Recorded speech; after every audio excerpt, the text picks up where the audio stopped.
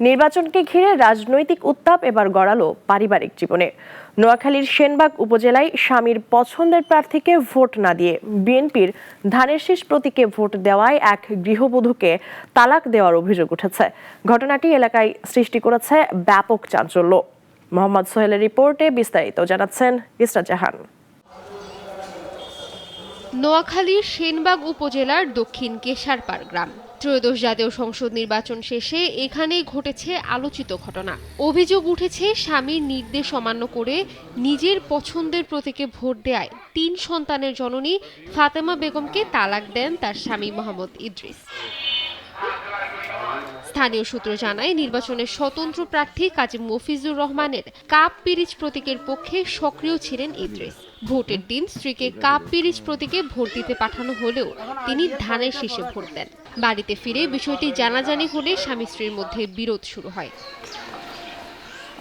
ফাতেমার দাবি, ঘটনার পর তাকে মারধর করা হয় এবং পরে মৌখিকভাবে তালাক দেওয়া হয়। বর্তমানে ৩ শিশু সন্তানকে নিয়ে তিনি বাবার বাড়িতে দিন কাটাচ্ছেন। সে আমাকে বলছে যে ভোট দিছো তুমি? আমি তো হ্যাঁ দিছি। তো বলছে কি মার্কা ভোট দিছো? আমি বলছি ধানের শীষ মার্কা আমি ভোট দিছি।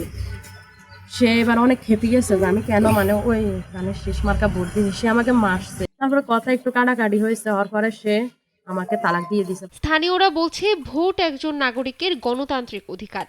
এই ভোটের কারণে সংসার ভেঙে যাওয়া খুবই অমানবিক। 3টে ছেলে মেয়ে কন্যা জীবন আমরা একটু ফারুক সাহেবের কাছে একটু বিশ্বাস চাই। কিন্তু সে যে কাজটা করেছে অনেক খুব খারাপ কাজ করেছে। মেয়েটা দরিদ্র, মেয়েটা গরিব মানুষ, ভাই একটা অটো চালায়। এই মেয়েটা 3টা বাচ্চা নিয়ে কোথায় যাবে? বোর্ডের ব্যাপারে মেয়েটা দিয়ে লেছে, তো আমরাও তো দানের শীষে ভোট দিছি, তো আঙ্গরে কি দিয়ে লাই বলি। এখন তার 3টা বাচ্চা, এই বাচ্চা নিয়ে সে কিভাবে চলবো? আপনারা সবাই মিলি আইনের দৃষ্টিতে যেভাবে সুন্দর হয় এইভাবে একটা সুবিচার করার জন্য। এমন ঘটনায় বাক শক্তিহীন হয়ে পড়েছেন মা রুমা আক্তার। শঙ্কা প্রকাশ করছেন 3টি শিশু সন্তানের ভবিষ্যৎ নিয়ে।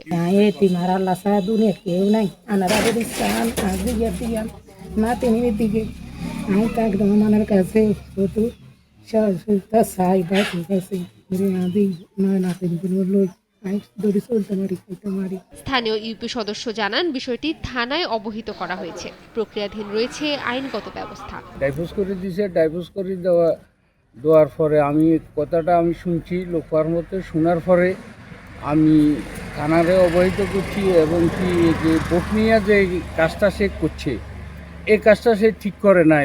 এদিকে পুলিশ বলছে, তালাকের ঘটনা সত্য হলেও ভোটের বিষয়টি নিয়ে উভয় পক্ষেরই ভিন্ন বক্তব্য রয়েছে।